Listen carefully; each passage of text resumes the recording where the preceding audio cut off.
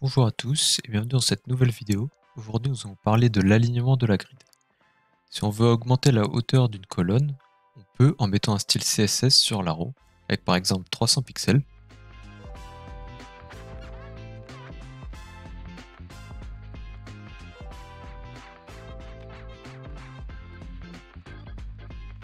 Mais comme on peut le remarquer avec une valeur de ce type, elle ne s'adapte pas à la taille du contenu. Si par exemple, dans ma deuxième colonne, je rajoute du contenu avec un H1,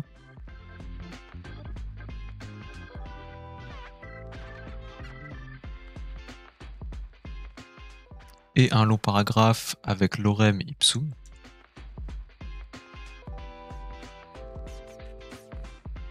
alors les colonnes vont s'agrandir pour englober tout le contenu. Par conséquent, la première colonne et la troisième s'adaptent à la taille de la deuxième. Ce qui veut dire que la taille d'une colonne s'ajuste automatiquement en fonction de la colonne la plus grande. Mais si on ne veut pas que la première colonne se répande comme la deuxième, c'est possible. Pour cela, comme souvent sur la documentation officielle, dans la partie composantes, en cliquant sur Ion Grid, puis sur Alignement, cette page nous explique en détail beaucoup de choses à propos des grids, notamment à propos de l'alignement vertical, ce qui nous intéresse ici. Maintenant, si dans notre Ion Row, je mets en paramètre la classe Align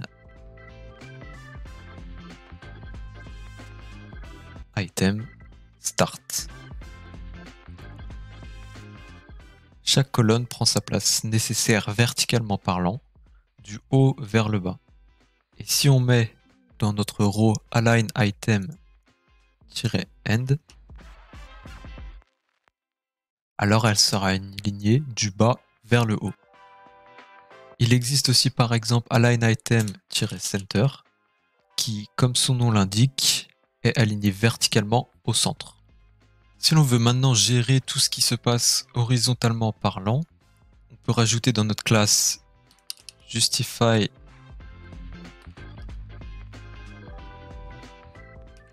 Content-End par exemple. Voilà ce qui se passe et bien évidemment comme tous les paramètres verticaux qu'on a vu avant, c'est-à-dire Start, Center et End, il est possible de le modifier également pour l'horizontal. Par exemple ici, Center. Merci à tous d'avoir regardé cette vidéo. La prochaine fois, nous parlerons de la responsive de la grid.